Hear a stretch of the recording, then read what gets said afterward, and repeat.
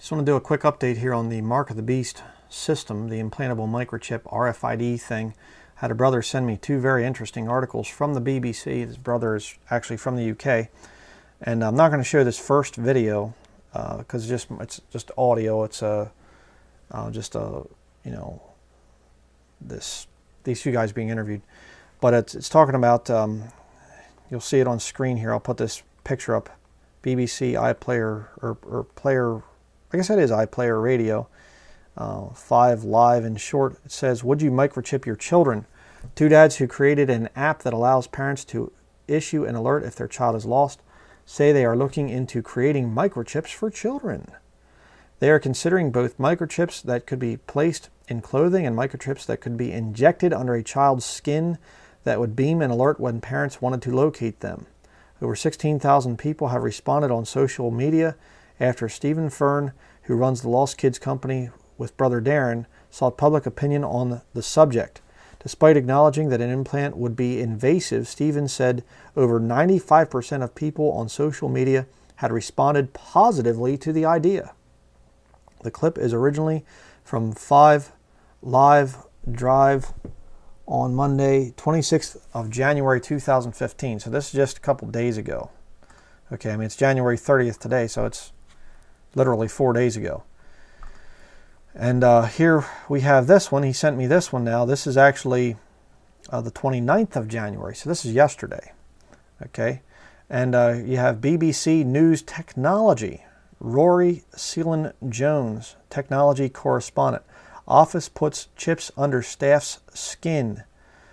Okay, and you have this hideous creature here, and it's actually a guy, this weird tattooed thing with the shaved head and all the hair in the back there and these big plates in the ear and whatever.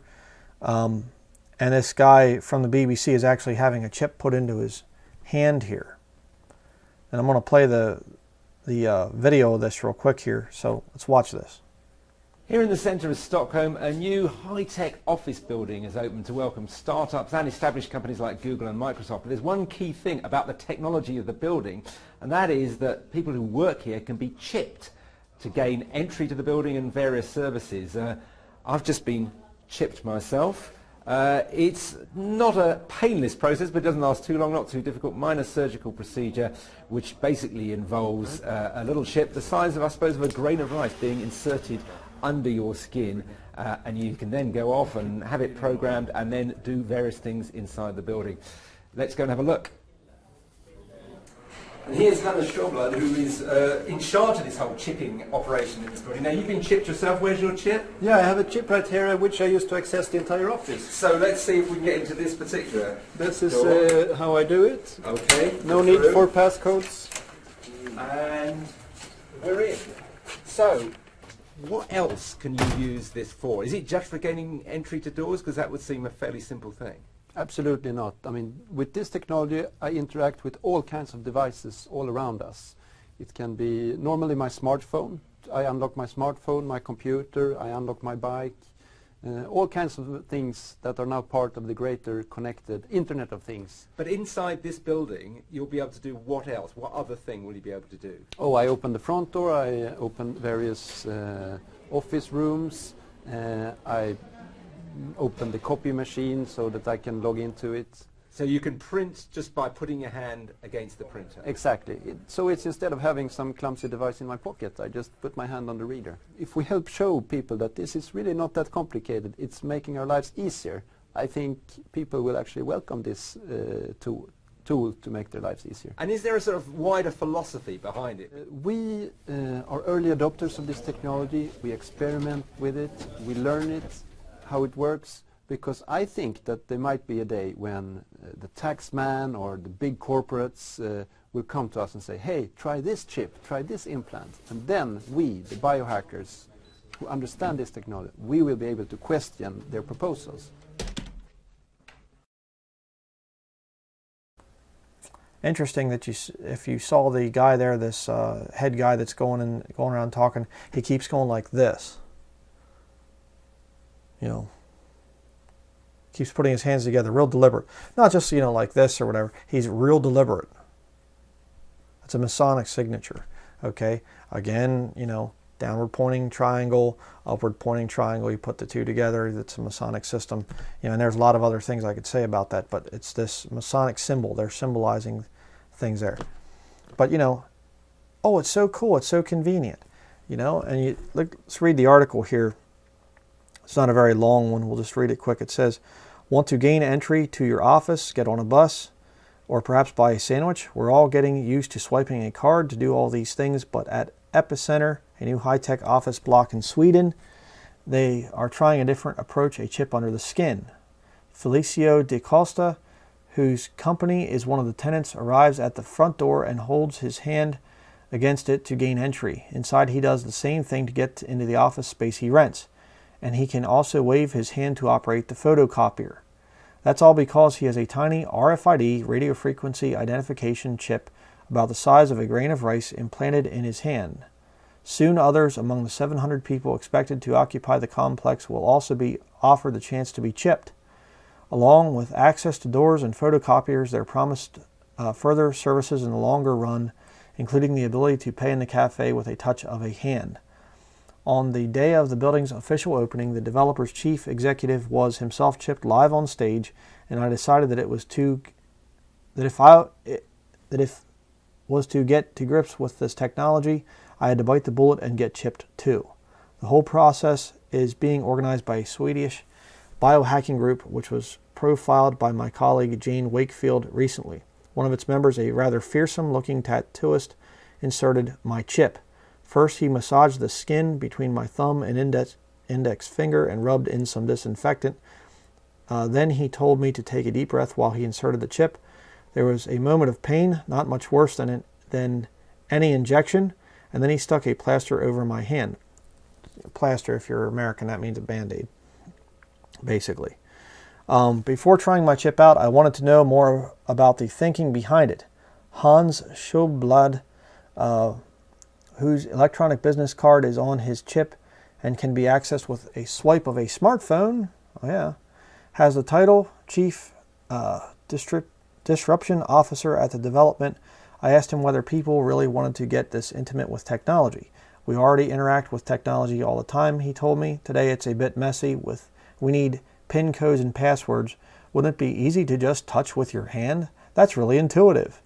When I tested my chip, I found that it was not all that intuitive. I had to twist my hand into an unnatural position to make the photocopier work, and while some of the people around the building were looking forward to being chipped, others were distinctly dubious. Absolutely not, said one young man when I asked him if he'd sign up. An older woman was more positive about the potential of the technology, but saw little point in being chipped just to get through a door. But Hans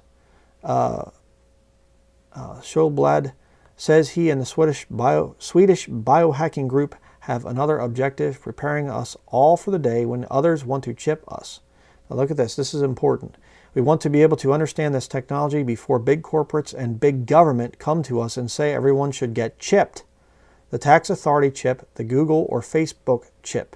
Then he says we'll all be able to question the way the technology is implemented from a position of much greater knowledge. So might as well get chipped a while, in other words. I returned to Britain with a slightly sore hand and a chip still under my skin which has my contact details on it. Not that useful, but no doubt more sophisticated chips will soon replace wearable technology like fitness bands or payment devices, and we will get used to being augmented. All sorts of things are possible. Whether it becomes culturally acceptable to insert technology beneath our skin is another matter. Culturally acceptable. So they don't even say, hey, well, wait a second, this is a kind of like, looks like the Bible thing of the mark of the beast. That's not even given as an option anymore. It used to be they'd have these RFID things and they'd be like, some religious advocates are kind of against this thing, and some people are against it for religious objections. They don't even talk about that anymore. It's just like, oh yeah, whatever. Some people might be concerned about privacy, but it's not a big deal. Just get chipped. Absolutely insane. I mean, what more do people need to see to get saved? I just don't understand. It's just right there, right in your face now. Taking chips in the hand. You say, well, then these people have taken the mark of the beast. No, because the mark of the beast has to be here, and people have to take the mark and worship the beast. It's a two-part system. And of course, it's happening at the same time. By taking the chip eventually, they are, showing their worship of the beast. And of course, it will go into actual worship services done in Babel buildings where you're getting in and scanning your hand and things like that. Like I showed in my video about the skull cult, Calvary Church down in Lancaster County, Pennsylvania. They're already putting your fingerprint or your thumbprint or whatever. They already have biometrics in this thing to check in your children.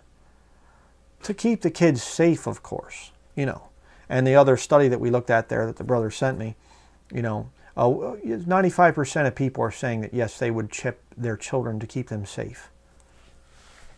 We're so close. We're very, very, very close to the rapture, brethren. So stay encouraged, I mean, when you start to see this stuff, and I mean, there are some really evil things right now, and I do report on it because I'm trying to get people saved, and I know it can be very vexing, but think of the joy that we're going to have when we leave, and we all meet one another up there in the clouds, and then we meet the Lord, and our saved loved ones that have gone on before us, and we get to meet them, and we're reunited, and oh boy, talk about longing for that day. Just can't wait for it. So we will see you soon in the next video. There's like a whole lot of stuff the Lord's been showing us, and we will be coming out with plenty of it here in the next couple of weeks, the next month or two. It's just going to be, it's crazy. Some of the stuff that we're going to be coming out with, I'm very excited. So don't want to spoil the surprise. But that's it for now. Thank you for watching.